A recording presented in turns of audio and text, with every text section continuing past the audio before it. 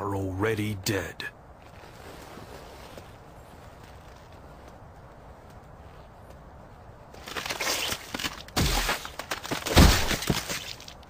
What's up, guys? AC Card Shark back again.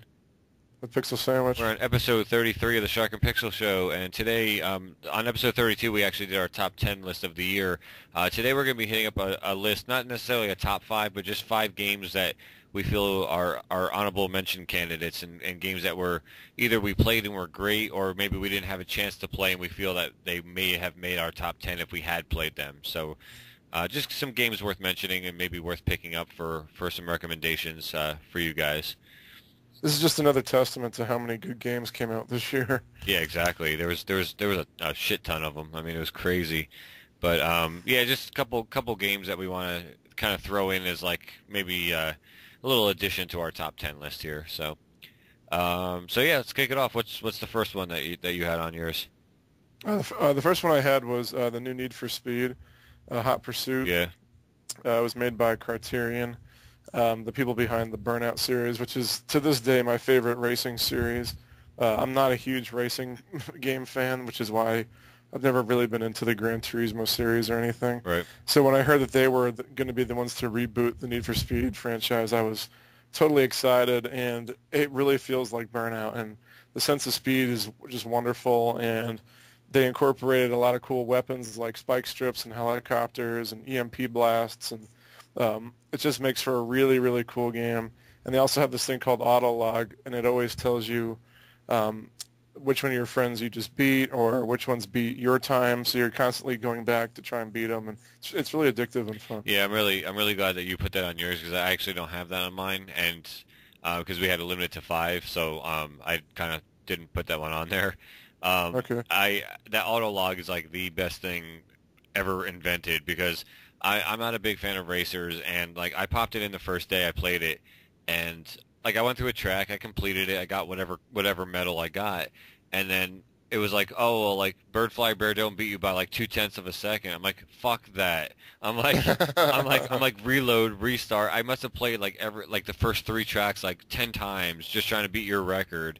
Like, and then you eventually got it, and then I was like, "Fuck that!" Yeah. So I went back to try and beat. And you went back, even though it was like 10 tracks like prior to where you were in the game, and Yeah. it's such a genius move on their part to put that in there because like I'm not a fan of racers either, and like basically if I pass it, even if I get a bronze, I'm like, okay, cool, I beat it, and I'll just move on and never play that track again, and then it just like limits the amount of time I get in a game. And like how much use I get out of a game. So like that game is going to be played like endlessly, I think, because I like, oh, I win, and then like all of a sudden it's like, oh crap, he beat me. I have to beat him back now. Yeah, it's just an ongoing cycle. It's freaking great, yeah. So yeah, I'm definitely in agreement on that one. First one for me was Kirby's Epic Yarn, and I think it's worth mentioning because at least from the screenshots and videos I've watched on it. It seems like a really great game, and the only reason why I didn't have it, obviously, is because I haven't played it yet. I just got my Wii recently, and it just seems like it's finally like the Kirby game that everyone's been waiting for. Even if you're a fan, not a fan of Kirby games, like, it just seems like a platformer that just really appeals to everybody. And I just love the way it looks and like the textures, and obviously I can't speak on the gameplay because I haven't played it yet, but.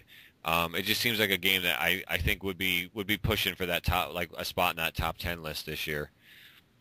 I don't know what to say. I agree. I haven't played it yet either, so. Yeah. I agree. Yeah. Yes. Oh fuck.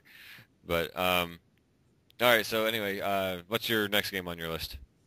Next one is Deadly Premonition for the Xbox 360. This was a $20 budget title, and I think we've talked about this game a couple times on some of our other features. Yeah. And it's just a really, really cool cult classic game that is going to go down in history as one of those really, really polarizing games that either you really get it and you really love it, or you don't get it at all and you just fucking hate it. So, yeah, exactly. And I'm definitely on the love it portion. You have to put up with some bad controls and some really odd game design decisions that they made, but if you can put up with that, you're rewarded with a really refreshing and different take on the horror genre. Yeah, no, I agree. It's definitely a great game. It's very, very off center, which is right up like both of our alleys. and it was great. And I agree that the controls were definitely a lot to get used to. But once you did, and it just becomes second nature, like that game is a lot of fun. And so you have to, like you said, you have to just get past a couple of bumps in the road in the beginning, and just kind of get used to the game. And then once you do, I mean, it's probably the best $20 you could spend from this year. I mean, Absolutely. and actually, basically for the same reasoning, I actually had that as my next one on the list as well. Oh, cool. Deadly Premonition was a surprise hit for me. And I remember you kept saying you have to play, rent it from GameFly, just do something, like get that game. I'm like, all right, cool. So, I did, and I ended up keeping it from GameFly because it was just awesome. I mean, and you could tell it's gonna be like a game that takes like hours upon hours to beat, and you're definitely getting a lot of gameplay for your money. I mean, for Absolutely. $20, it's ridiculous. I mean, Yeah. it's so good. But what's your next one up? Next one is Castlevania Lords of Shadow. Nice. I've been a Castlevania fan for as long as I can remember, ever since playing the first one on the Nintendo. Hell yeah. And yes, I have been burned by the terrible 3D Castlevania games of the past. So when I heard that they were making another one, I was just kind of ready to dismiss it as another shitty 3D Castlevania game. But they really did their homework and stole elements from all of the biggest games right now. And I mean, that's how you make a good game. I mean, you're supposed to learn from the industry and change your game and move with the times, and they totally did.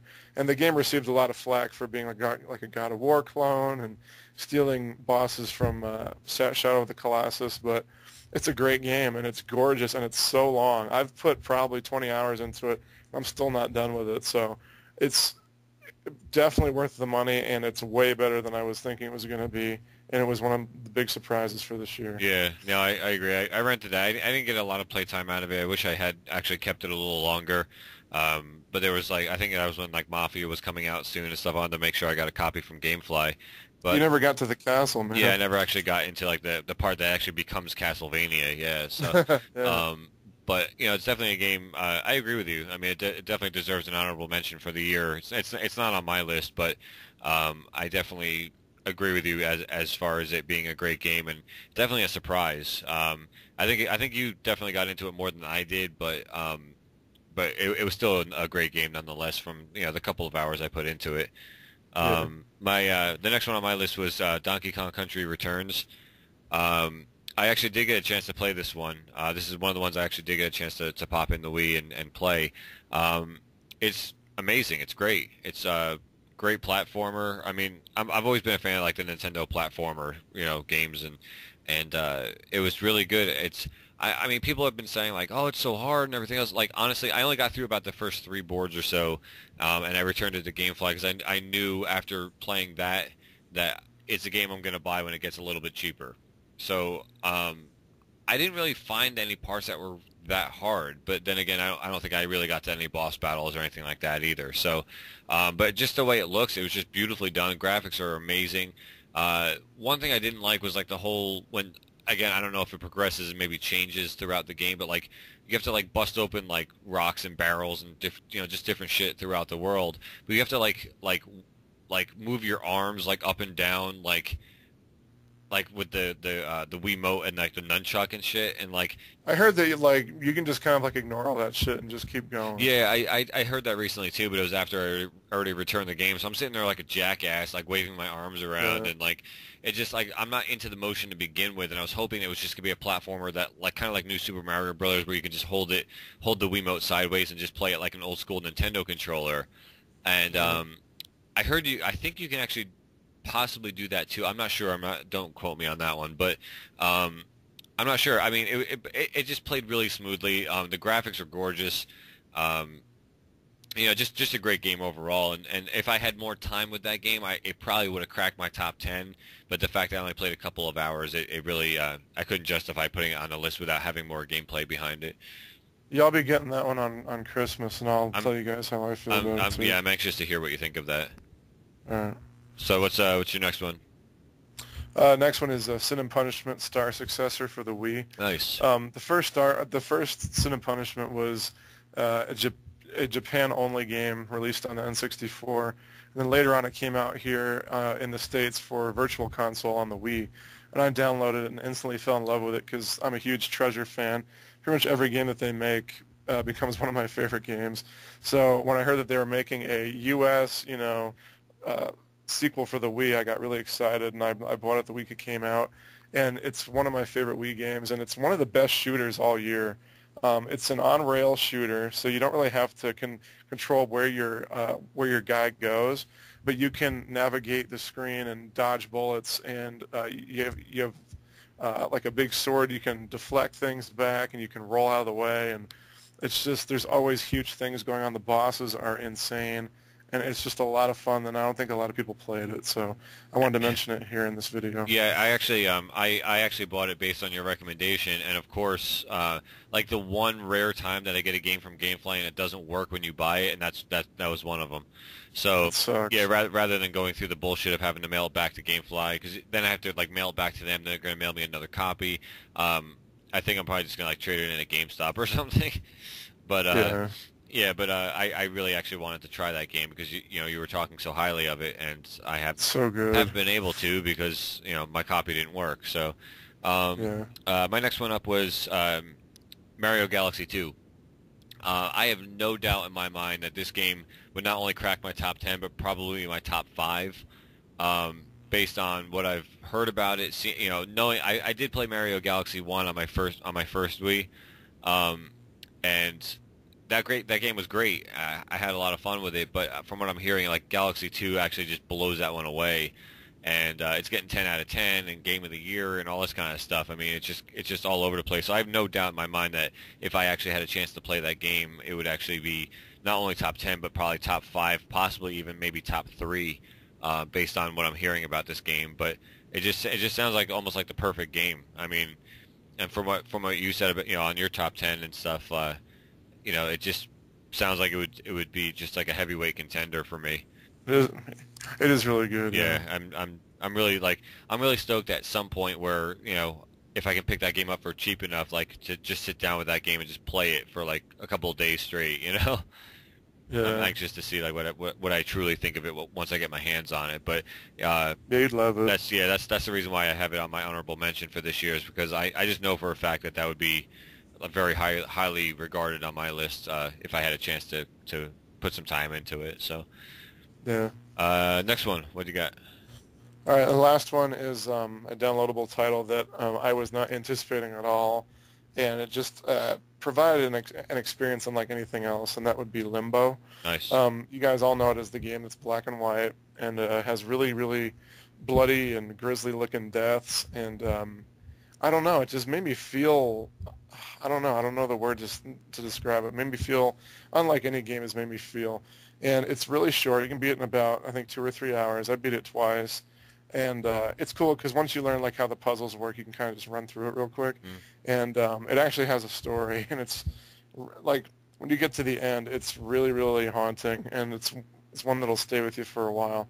And just it's so cool that we're living in an age now where you can just download a game instantly over your Wi-Fi connection, not even leave the house and be treated to an experience such as that. It's really, really cool. Yeah.